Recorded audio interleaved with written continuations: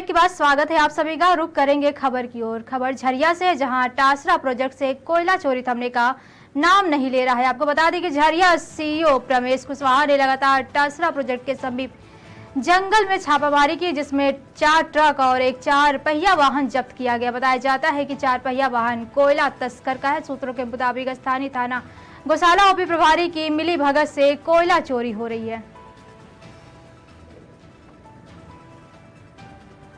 CO साहब तो थे ही, हम लोग भी थे साथ में। संयुक्त छापामारी हुआ है और 4 गाड़ी अभी जब्त करके लाया गया है और इधर टासरा के ही अगल बगल में ये गाड़ियाँ लगी हैं।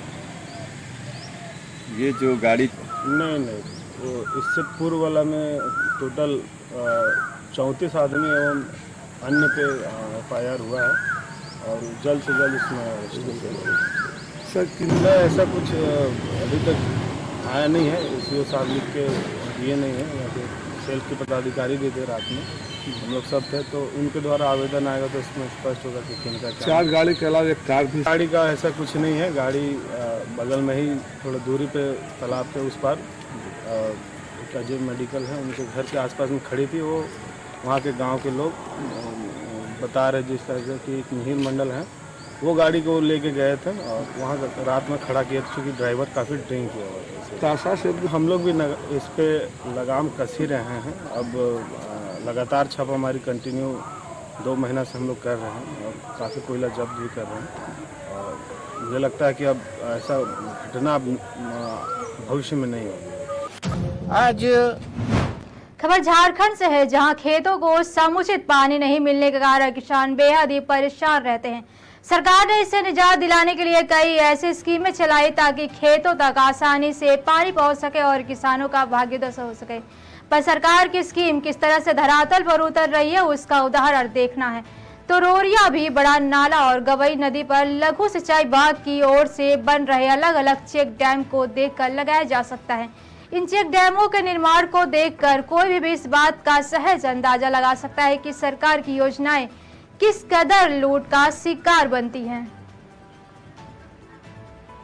आज यहाँ चेक डैम जो निर्माण हो रहा है रोरिया में, यहाँ के जनताओं ने बार बार हमको सूचना दे रहे थे कि आकर के सर काम देखिए, बड़ा काम यहाँ का माने घटिया काम हो रहा है, 2 नंबर काम हो रहा है, बालू सही नहीं है, पत्थर सही नहीं है, तो गुणवत्ता में कमी है। इन लोगों के बुलाने पर भाई हम लोग को तो आना ही पड़ेगा और आए तो देखा हमने यहाँ कि पत्थर का गुणवत्ता में कमी है। ये पत्थर नहीं चलेगा आपका चेक डैम में। बालू की जहाँ तक है बात, बालू तो देखते कि बालू वो तो है नहीं, वो क्या धूस टाइप का बोलता है, उस टाइप का है, मिट्टी का अंश है उसमें। कहने का मतलब कि मिला जुला करके आपका काम यहाँ संतोषजनक। पर विभाग को भी दोष देता हूँ, चाहे एई हो, चाहे एक्जीक्यूटिव हो, चाहे जेई हो। मैं उन लोगों से भी दरखास्त कर रहा हूँ कि आप लोग क्या कर रहे हैं भाई, आप आंखों देखा इस तरह से काम करवा रहे हैं, तो क्या आप लोग चाहते हैं कि गांव वाले पब्लिक और क्या हम लोग इसके लिए आगे बढ़े, डीसी को लिखें, विभाग को लेके मंत्री के पास जाएं? हम उन्हें भी दरखास्त कर रहे हैं, क्यों इस तरह का घटिया काम हो रहा है, काहे? ऐसा नहीं होना चाहिए। बार बार गांव वालों ने सूचना दिया, गांव वालों की खबर से हमको आना पड़ा। आखिर इसका भुक्तभोगी पहले कौन होंगे? गांव वाले होंगे। जिस पर्पस पर इसका निर्माण हो रहा है उस समय के पहले ही इसका निर्माण टूट जाएगा, जीर्ण शीर्ण हो जाएगा, तो गांव वाले को तो वो फायदा मिल नहीं पाया, वो भोग तो कर नहीं पाया। मतलब जो लघु सिंचाई का जो योजना है वो पूरा नहीं हो पाएगा क्या? ऐसी स्थिति में तो ये तो सोचनीय विषय है ना। काम यदि पूरा भी हो गया आपका, तो काम पूरा होने के बाद जिस तरह से आपका पत्थर का गुणवत्ता आप देख लीजिए, बालू की गुणवत्ता देख लीजिए, जुड़ाई में लोगों ने खोद करके दिखा दिया कि सीमेंट नहीं है, तो इस तरह का काम में उसका क्या टिकाऊपन, उसका लाइफ कितना रहेगा? में हमारे जो अफसर्स हैं, इंजीनियर्स हैं, वो उसका मॉनिटर कर रहे हैं हमारे एडीओ साहब, हमारे जेई साहब। ठीक है, आज भी मैंने उनको भेजा है कि कुछ बातें हमको भी पेपर में दिखाई दिया है, इसको आप सॉर्ट आउट करके आइए, क्या बातें हैं, हकीकत में क्या चीज़ें हैं, है ना। तो हमको लगता है कि शाम में हमको रिपोर्ट मिल जाएगा कि जो मीडिया में आया बात, पेपर में भी आया है, वो क्या हकीकत में है। और निर्माण कार्य भी तो चालू है, उसको पूरा होने में भी लगता है 1-2 महीना लगेगा। जहाँ तक मटेरियल की बात है, हमारे फील्ड से अफसर आ जाते हैं तो उस पर मैं कुछ बता पाऊँगा आपको कि जो पेपर में बात आई है और हकीकत में वहाँ क्या है, तो उस पर स्पष्ट बता पाऊँगा। इंजीनियर साहब, क्या आप लोग मतलब मॉनिटरिंग करते हैं कि नहीं? हाँ, हमारे तो फिर इस तरह से घटिया सामान कैसे लग रहा है? आप मजदूरी भी, न्यूनतम मजदूरी भी नहीं दे रहे हैं लोगों को, पत्थर से ही आप उसी जंगल से ही पत्थर को ला रहे हैं। इसी चीज़ों को मॉनिटरिंग बराबर हो रहा है, लेकिन जब मीडिया में बातें आई हैं तो मैंने अपने अफसर को भेजा है वहाँ पे, इसको पता करके आइए कि आप पत्थर कहाँ से ठेकेदार लगा रहा है। ठीक है, और मजदूरी क्या देता है, तो टेंडर वर्क है, तो संवेदक को ही अपना लेबर को पेमेंट करना है। वो तो हमारे संवेदक ही बताएंगे क्या उनको भुगतान करते हैं नहीं करते हैं, है ना। उनको करना चाहिए, जो झारखंड सरकार का लेबर का पेमेंट होना चाहिए वही होना चाहिए। लेकिन ये संभवतः क्या एजेंसी वहाँ कर रहा है पेमेंट, ये तो संभवतः वही बता पाएंगे आपको, है ना। जो मानक है उसके हिसाब से पत्थर नहीं लग रहा है, बालू है, बालू मिट्टी वाला बालू है, और जो सीमेंट है, सीमेंट की मात्रा पूरी नहीं दी जा रही है, इस तरह का भी आरोप लग रहा है। इस पे शाम में हम बता पाएंगे, हमारे टीम गई है वहाँ, देख करके सभी चीज़ों को आएगी, उस पर हम स्पष्ट आपको बता पाएंगे। हालांकि ऐसा नहीं होना चाहिए, लेकिन फिर भी जब बातें आई हैं संज्ञान में, इसको हम भेजे हैं, शाम में पता चल जाएगा तो स्पष्ट बता पाएंगे आपको, है ना। मतलब पानी के लिए जो पैसा नहीं, नो डाउट, एकदम सही बात है। पानी रोकने के लिए उसे मानव को भी मिलेगा पानी, वहाँ के जीव जंतु को भी मिलेगा, और उसके निर्माण में कोई कमी नहीं होनी चाहिए। इस पर हम सुपरविजन करवा ले रहे हैं, है ना। कुछ ऐसी चीज़ें हैं, अगर कहीं मिस्टेक हुआ है उसको हम सुधारवा भी लेंगे। मतलब सरकार का जो पैसा पानी रोकने के लिए दिया जा रहा है वो पानी में नहीं जाएगा, इसकी गारंटी देते हैं? एकदम गारंटी देते हैं। जब बातें छन के आई है तो उसका मैं अपना जांच करवा ले रहा हूँ, उस पर निगाह रखेंगे, कहीं कुछ कमी बेसी होगी उसको मैं ठीक करवा लूँगा। आज खबर झरिया से, जहां घरबर पंचायत के बावरी टोला में हारमाड़ी बस्ती के एक बुजुर्ग व्यक्ति का शव दफनाए जाने को लेकर 2 गांव के बीच तनाव उत्पन्न हो गया है। जैसे ही शव बावरी टोला पहुंचा, वहीं कब्र खुदवाने का काम भी चल रहा था। किसी बीच आसपास के सैकड़ों ग्रामीण उक्त स्थल पर पहुंचे, हंगामा करने लगे, दफनाने से मना करने लगे। वहीं खबर पाकर घरबर पंचायत के मुखिया पति दिनेश सरखेल, बीरसिंहपुर पंचायत के मुखिया रंगा किसको उक्त स्थल पर पहुंचे। वहीं टोला के महिलाओं व पुरुषों ने दोनों को बंधक बना लिया। इसी बीच पुलिस के मौजूदगी में शव को दफनाने का काम किया जा रहा था। वहीं मौके पर थाना प्रभारी पंकज वर्मा व अन्य पुलिस पदाधिकारी पहुंचने के बाद लोगों को समझा बुझाकर मामला शांत करवाया। लाश को मेरा गांव में बगल में पीछे घर के सामने दफना दिया। हमारे भी पुलिस को हेल्प किया, मदद किया, और जितना पुलिस आया था पहले सब पिए दारू पी के डूबा हुआ था। मुखिया को भी, हम लोग को भी अश्लील भाषा में गाली दिया दोनों मुखिया को, औरत लोग को भी गाली दिया, हाथ उठाया औरत के ऊपर। दो मुखिया में कौन थे? कौन मुखिया थे? मुखिया में हम जन मुखिया प्रतिनिधि है, जो वर्तमान मुखिया है, पूर्व मुखिया भी है, वर्तमान मुखिया प्रतिनिधि है, और रंगा किसको बिशनपुर का मुखिया थे, वो लोग का मुखिया जो बिशनपुर का। लेकिन अच्छा से बात किया, लोग को बात नहीं सुना है। अच्छा ये बताइए, वो जो लाश जो दफनाने के लिए आ रहे थे वो किस टोला के थे? वो बीरसिंहपुर पंचायत हारमाटी यहाँ से 3 किलोमीटर दूर पर, 5 किलोमीटर दूर पर। और यहाँ आने का क्या जो है, इसका मतलब बैठा झमला झंझट करना चाहता है कि ये लोग। सामने शमशान घाट है सर, यहाँ पर दफनाना चाहिए। बहुत ये लोग बदमाशी किया है, सब झगड़ा करने के लिए आया था ये लोग। आप लोग पुलिस को बंधक बना लिया? पुलिस ने हम लोग को बंधक बना लिया, गांव वाला दोनों मुखिया को बंधक बनाए। पुलिस बुलाए हम लोग, आखिर जाकर वहाँ दफना दिया। आखिर क्यों बंधक बनाए? इसलिए कि बोला कि आप लोग क्या डिसीजन क्यों नहीं लेना है, जो कि वो लोग मानने के लिए तैयार नहीं था। तो पुलिस बुलाए, तो वो लोग वही चीज में पुलिस देखकर तो डिसीजन ले लिया कि नहीं ठीक है 100 गज दूर में कर देते हैं। तो पुलिस जो पदाधिकारी थे फिर दारू पिए होते हम लोग को गाली गलौज किया, जबरदस्ती गाड़ के उसको मिट्टी दिया। वही पुलिस लोग। कौन पुलिस अधिकारी? वो जो था पदाधिकारी लोग जो आया था पीसीआर घर में। नाम बताइए। अभी समझौता हुआ हम लोगों का? समझौता हो गया तत्काल। अभी गाँव वाला मान लिया कि ठीक है इस बार से कोई लाश यहाँ नहीं गाड़ेगा।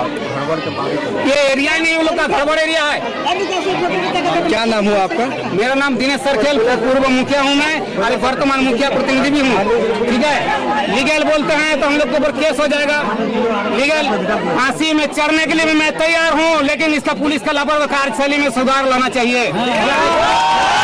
ये मामला जहाँ तक हम संज्ञान में आया कि घोंगाबाद की लाश है जो 7-8 किलोमीटर दूरी की है और बिशनपुर पंचायत के अंतर्गत में है।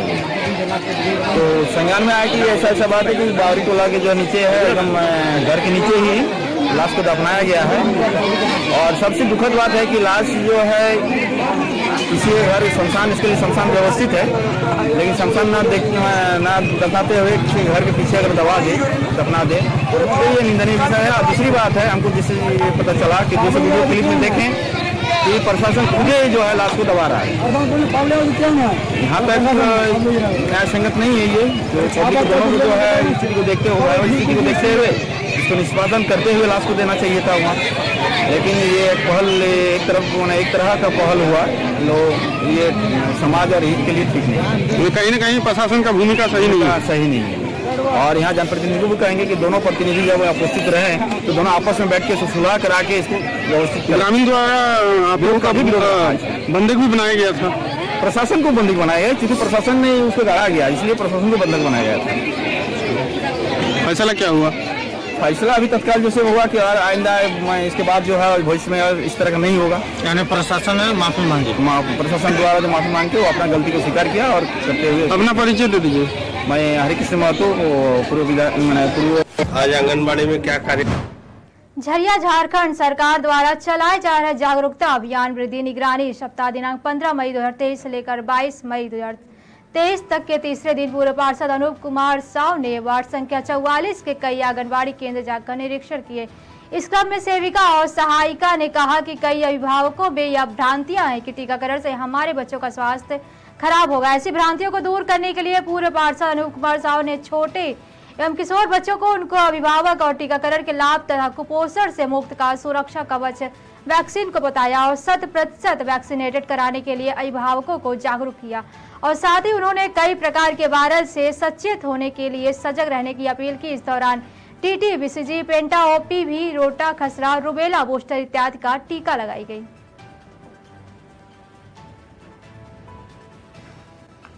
आज आंगनबाड़ी में क्या कार्यक्रम चल रहा है? आज टीका लग रहा है। एमआर का जो छोटा बच्चा है उनको लगाया जा रहा है। 12 अप्रैल से हम लोग का एमआर का टीकाकरण चल रहा था, जिस बीच हमारे आंगनबाड़ी में टीकाकरण नहीं हुआ।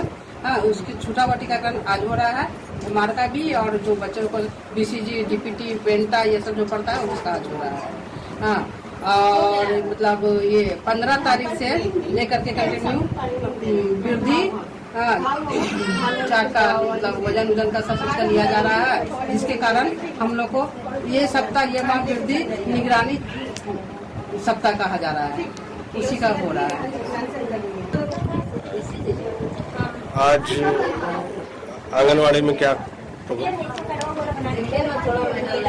आज आंगनबाड़ी में क्या प्रोग्राम चल रहा है? देखिए, सरकार द्वारा जो है वृद्धि निगरानी सप्ताह के रूप में जो है दिनांक 15 मई से लेकर के 22 मई तक इसको बनाया जा रहा है कि जो अभिभावकों के बीच जो टीकाकरण के प्रति अगर कोई भ्रांतियाँ हैं, कई ऐसे अभिभावक हैं जो टीकाकरण के महत्वता को नहीं समझ पा रहे हैं, तो इसके लिए जो लोगों को जागरूक करने का प्रयास किया जा रहा है इस अभियान के तहत कि अभिभावक लोग जो इस टीकाकरण का जो हम महत्व को समझे, अपने बच्चों को कुपोषित होने से बचाए।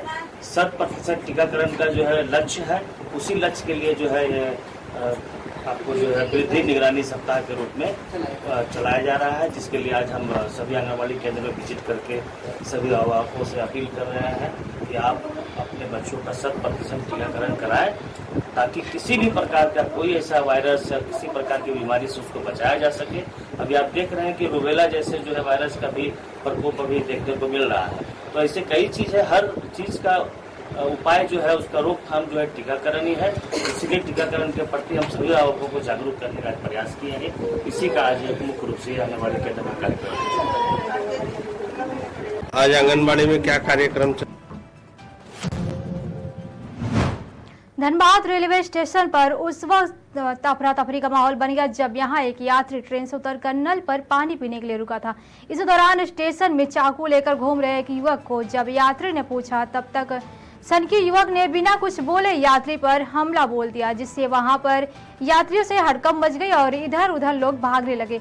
घायल युवक ने स्टेशन मास्टर के कैबिन में घुसकर अपनी जान बचाई। शोर सुनकर स्टेशन पर मौजूद जीआरपीएफ की टीम ने आरोपी युवक को हिरासत में ले लिया, जिसके पास से एक धारदार चाकू भी बरामद किया गया। घटना प्लेटफॉर्म नंबर 2 की बताई जा रही है।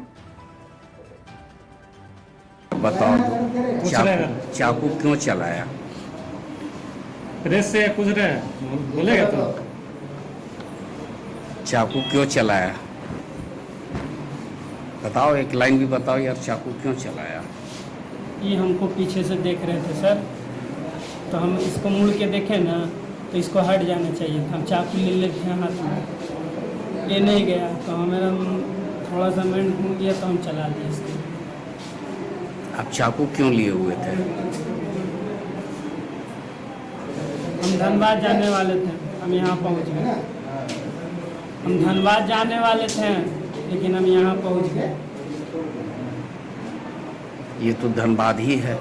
धनबाद नहीं है। ये आखिर आपको क्यों चाकू मारा? सर हम रोजाना की तरह आते हैं, ड्यूटी जाते हैं, तो 8 बजे का 8:15 बजे गाड़ी यहाँ रुक जाती है। बाबा मुझे पैसेंजर उतरे थे तो मुँह हाथ थोड़ा धोते हैं, तो मुँह हाथ धोए तो इनको हमको नज़र पड़ गया इनका पर, देख रहे थे कि हाथ में चाकू है, तो हमको शक हुआ कि इसके हाथ में चाकू क्यों आ रही है, भगवा ड्रेस क्यों पहना है, भगवा ड्रेस पहने चाकू रखा है कि किसी को भी वार कर सकता है। तो हमको थोड़ा शक हुआ, तो हम सोचे इसका कंप्लेन करेंगे, लेकिन इसका कंप्लेन रात से ही था। इसके नाम से रात के से ही कंप्लेन था। 2-3 को सवारी भी इसका कंप्लेन किया, किसी का बैग लेकर भाग गया। तो हम को शक हुआ, तो हमको क्या किया, वो घूम के देखा, हम भी बुरा के देखे, ये डायरेक्ट हमको चाकू मार दिया। खून बहने लगा सर, हम बचाव के लिए भागने लगे, कोई बचाया नहीं। हम स्टेशन मैनेजर के पास चल गए, वो बेचारा लोग बचाया हमको। वहाँ भी ये घुस गया था, इसको हटाया गया। फिर ये आरपीएफ को फ़ोन किया गया, स्टेशन मास्टर फ़ोन किए, फिर वो आरपीएफ आए, इसको पकड़ा, फिर भी ये हमको मारने दौड़ रहा है। पब्लिक लोग आए, जब पुलिस आया तब पब्लिक लोग थोड़ा सपोर्ट किया, लेकिन पब्लिक ऐसे सपोर्ट नहीं कर रहा। जब हम स्टेशन मैनेजर के पास नहीं जाते ना सर, ये हमारा हाँ ये चाकू हाथ में ले लेता, हमको जान से मार देता सर। आज मेरा पेट में मारता ना सर, तो आज हम बचते नहीं। लेकिन भगवान का ये माया है, भगवान का ये दृष्टि है, दया है कि आज हम बच गए सर। ये भगवान का ही दया है, भगवान ने ही हमें बचाया है। क्योंकि ये श्री राम का नारा जो लगाते हैं, ये भगवा पहन के ये ऐसा काम करता है, तो सोचिए देश के लिए कितना खतरनाक है। ये हमारे लिए सिर्फ हमारे ही बात नहीं है सर, देश में कितने करोड़ लोग हिंदू हैं। अगर इस तरह के हिंदू ऐसा करेगा तो एक हिंदू पर दाग होगा, एक हिंदू को मारेगा तो दाग होगा सर। बताओ। धनबाद जिला कांग्रेस कमेटी की नवगठित कमेटी की प्रथम कार्यकारिणी की बैठक की गई। वहीं नवयुक्त पदाधिकारियों का शपथ ग्रहण समारोह स्वामी सहजानंद सरस्वती ट्रस्ट भवन नियर सिटी सेंटर धनबाद में आयोजित की गई। इस कार्यक्रम में मुख्य अतिथि राजेश ठाकुर, अध्यक्ष झारखंड प्रदेश कांग्रेस कमेटी उपस्थित हुए। वहीं मुख्य अतिथि ने सभी नवनियुक्त पदाधिकारियों को मनोनयन पत्र प्रदान कर कांग्रेस पार्टी एवं अपनी जिम्मेदारियों के प्रति शपथ ग्रहण करवाया। सभी ने नई ऊर्जा के साथ संगठन का सच्चा सिपाही बनकर भाजपा की गंदी राजनीति से लड़ने का शपथ लिया। मौके पर झारखंड प्रदेश कांग्रेस के महासचिव सह धनबाद कांग्रेस प्रभारी चंद्रशेखर शुक्ला भी उपस्थित हुए।